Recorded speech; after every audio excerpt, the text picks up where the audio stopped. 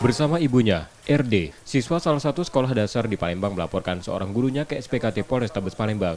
Oknum guru tersebut dilaporkan terkait tindakan kekerasan yang dilakukan pada anak pelapor yang masih duduk di kelas 6. Menurut pelapor, peristiwa yang dialami anaknya saat razia mainan di tas siswa. Setelah itu guru yang juga menjabat wakil kepala sekolah memukul anak pelapor dengan gagang sapu. Anak pelapor yang takut lari keluar kelas, namun dikejar terlapor dan membawanya kembali ke dalam kelas. Akibat hal itu anak pelapor mengalami luka dan ketakutan. Katanya sih ini pada saat itu razia kan di sekolah, razia, terus si anakku nih razia mainan. Nah, terus pada saat razia itu anakku nih katanya ngomong kayak gini, sama bun, saya juga nggak bawa apa-apa. Terus si bapak itu langsung pukul anakku di sini pakai gagang serok sampah tadi.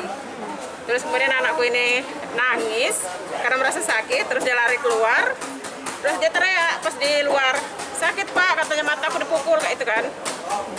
Nah, terus si bapaknya emosi lagi keluar kelas, langsung kejarnya anakku, langsung di kayak giniin, pakai tangan kiri tapi dia kayak giniin, pakai tangan kiri ya, dicekek kayak gini, bukan pakai kayak gini, jadi kayak gitu kan.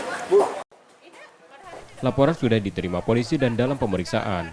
Sementara pihak sekolah masih belum dapat dikonfirmasi terkait peristiwa tersebut.